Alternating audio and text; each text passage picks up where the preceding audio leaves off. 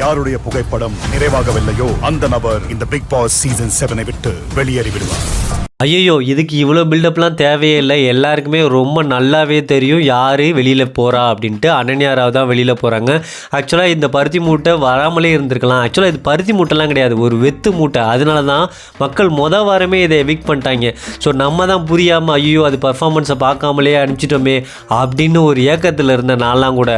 ஆனால் மறுபடியும் உள்ளே கொண்டு வந்தோன்னு தான் தெரியுது ஏன்டா இதை உள்ளே கொண்டு வந்தாங்க அப்படின்ட்டு.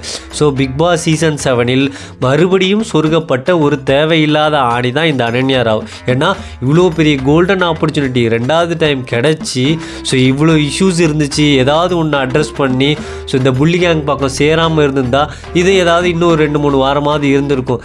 அது ஒரு ஆணியும் பிடுங்காமல் இப்போ வெளியில் போகுது. இதுக்கு வினிஷா தேவியே வந்திருக்கலாம். இந்த காஜி நிக்சனோட முகத்திரையாவது கிழிஞ்சிருக்கும். அப்புறம் இந்த போன வாரம் கமல் உருட்டதை கேட்காமலாவது இருந்திருக்கலாம்.